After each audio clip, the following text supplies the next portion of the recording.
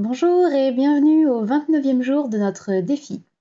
L'exercice d'aujourd'hui s'intitule Le diamant intérieur, première partie, et consiste à répondre à une série de 14 questions plutôt inhabituelles auxquelles j'ai eu du mal à répondre. Et comme je n'ai pas su les résumer, je vais les prendre une par une. Du coup, la vidéo va être un peu plus longue que d'habitude. Première question. Comment réagissent les personnes la première fois qu'elles vous rencontrent? Alors, en général, plutôt bien, parce que j'ai tendance à me présenter avec le sourire. Mais je me souviens que ma toute première collègue de bureau m'avait dit, alors que ça faisait plus d'1 an qu'on travaillait ensemble, qu'elle m'avait trouvée austère à mon arrivée et les semaines qu'on suivit, ce qu'elle trouvait dommage après coup parce qu'en fait j'étais sympa. Ça m'avait attristée de l'apprendre, mais en fait ça correspond à ce que j'appelle ma période d'observation. J'en ai besoin pour adapter mon comportement à mon interlocuteur. Deuxième question. En quoi la réaction des autres vous aide-t-elle à être plus présent à vous-même? Alors, je crois en l'effet miroir, c'est-à-dire que je crois que les autres agissent d'une manière qui nous renvoie à notre propre réalité. Du coup, quand des personnes de mon entourage agissent de façon qui m'interpelle, j'essaye, c'est pas toujours un réflexe, mais dans un monde idéal, ce serait automatique, j'essaye de regarder en moi ce qui m'a interpellée exactement et ce que je peux y faire. C'est en ça que les autres me permettent d'être plus présente à moi-même. Troisième question, partie 1. Quelles sont les pensées qui vous empêchent d'être en lien avec les autres? Alors, au-delà des pensées, j'ai plutôt peur, en fait, de déranger, d'être intrusive, de m'incruster alors que je suis pas, ma présence n'est pas désirée. Et en plus de ces peurs, j'ai également une blessure de l'abandon, dont je ne sais pas trop quoi faire. Du coup, j'ai tendance à être plutôt méfiante et à ne pas m'attacher trop vite, par peur de l'abandon. Et deuxième partie, quelles sont les pensées qui vous empêchent d'être en lien avec vous-même? Alors, je suis régulièrement en lutte contre mes pensées dévalorisantes. Autant j'ai une grande confiance en moi, autant mon estime de moi est assez pitoyable. D'ailleurs, de temps en temps, le syndrome de l'imposteur vient me faire coucou. Pas sympa. Depuis peu, je teste ce que j'ai appris dans le défi, en fait. Je suis très contente d'avoir appris ça d'ailleurs, c'est-à-dire annuler mes pensées négatives et les remplacer. À voir dans le temps ce que ça donne, mais cool. Quatrième question. Quelle importance vous donnez-vous et en quoi cela influence-t-il vos liens aux autres? Je vous avais dit que les questions étaient compliquées, hein.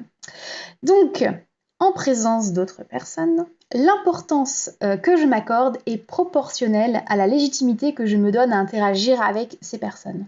Si j'estime avoir des choses enrichissantes à apporter, j'aurai plus de facilité à aller discuter et créer des liens. À l'inverse, si j'estime que je n'ai rien à apporter ou à partager à hauteur des personnes en présence, j'aurai tendance à rester effacée. Cinquième question. Quelle importance vous donnez-vous et en quoi cela influence-t-il vos décisions? Alors, j'estime être seule responsable de ma vie, je suis mon propre chef. Donc quand il s'agit de prendre des décisions, je les prends en fonction des éléments que j'ai à ma connaissance. Je tâche de rester dans le gagnant-gagnant, hein. Je vais rien faire qui aille à mon encontre ou à l'encontre des gens qui m'entourent. Pour moi, c'est une question de respect. Sixième question, de quelle manière les autres perçoivent-ils vos compétences? Eh bien ça, je l'ignore. C'est aux autres qu'il faut le demander. C'est pas à moi. Septième question. Et vous, de quelle manière vous percevez-vous? Alors, pour être complètement honnête, je me perçois comme une personne forte, pleine de ressources, pleine de joie et d'amour, ouverte à l'ordinaire comme à l'extraordinaire, capable de repartir de zéro à n'importe quel moment, et professionnellement compétente. Voilà, plutôt positif, mais voilà, c'est vrai. Question 8. Dans un groupe, préférez-vous décider ou suivre? Pourquoi? Alors aujourd'hui, dans un groupe, j'ai tendance à me forcer à suivre. Parce qu'en réalité, si on me laissait faire, je déciderais beaucoup de choses. Or, quand on décide, on endosse la responsabilité de la décision. Sauf qu'en général, on n'a jamais une vision complète des choses au moment de prendre la décision. Donc, plutôt que de devoir assumer avoir pris une mauvaise décision, je suis le groupe. Je laisse les autres décider, surtout s'ils sont compétents. L'idéal étant évidemment de décider tous ensemble, hein, la démocratie, tout ça, tout ça. Mais je le vois en jeu de rôle, parce que je pratique le jeu de rôle. Quand mon groupe stagne ou hésite, je suis souvent celle qui va trancher ou faire une connerie pour faire avancer le scénario. Voilà, prendre des initiatives. 9e question. Citez un événement de la semaine où vous avez laissé le contrôle aux autres, juste pour plaire ou pour ne pas prendre le risque d'être jugé. Un tel événement ne s'est pas produit cette semaine. Ça a pu arriver pendant ma période d'adolescence, quand j'étais particulièrement insécure, mais aujourd'hui j'ai largement intégré le fait qu'on ne peut pas plaire à tout le monde, qu'on est jugé quoi qu'on fasse. Alors j'y fais plus vraiment attention et j'agis sans prendre en compte ces paramètres. Question 10. Citez un événement de la semaine où vous avez pris le contrôle d'une situation par peur de l'autre ou par peur de ne pouvoir gérer les décisions que les autres auraient pu prendre. Donc là, c'est pareil, hein, ça ne m'est pas arrivé cette semaine et j'ai pas d'exemple plus ancien qui me viennent en tête. 11e question. Citez une fois où vous vous êtes senti trop compétent avec la sensation de perdre votre temps. Eh bien, ça m'est arrivé hier, figurez-vous. J'étais inscrite à un webinaire sur le recyclage. Et en fait, comme je suis déjà bien sensibilisée à la problématique des déchets, la présentation ne m'a pas apporté de connaissances supplémentaires. J'aurais donc pu utiliser mon temps différemment. Mais bon, quand c'est pour l'environnement, c'est toujours pour la bonne cause de toute façon, je regrette pas. 2e partie de la question. Citez une fois où vous vous êtes senti pas assez compétent et craintif. Alors là, c'était il y a 2 mois, ne trouvant pas d'emploi, je me suis tournée vers les offres de stage et j'ai décroché un entretien pendant lequel j'ai pris peur au fur et à mesure que mon interlocuteur me présentait les missions du stage parce que c'était des missions ultra cruciales qu'il fallait réaliser sans encadrement. En fait, le type ne cherchait pas à recruter un stagiaire, mais un freelance à rémunérer au lance-pierre. Or moi, sortant de formation, n'ayant aucune expérience professionnelle dans ce domaine, j'avais besoin d'un minimum d'encadrement.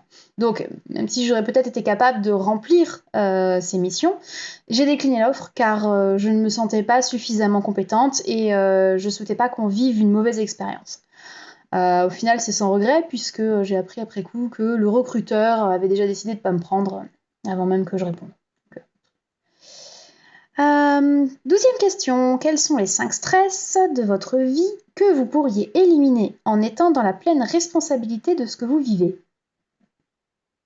Cette question m'a posé problème sur de nombreux points. Déjà, elle sous-entend qu'on n'est pas dans la pleine responsabilité de ce qu'on vit. Ok. C'est quoi en fait la pleine responsabilité de ce qu'on vit? Ensuite, c'est quoi cette histoire de 5 stress? Je suis allée voir Google et il m'a dit qu'il existe effectivement 5 formes de stress: le stress aigu, le stress chronique, le stress post-traumatique, le burn-out et la crise d'angoisse. Ok, bon, ça doit pas être ce dont parle la question. Ou alors c'est très bizarre.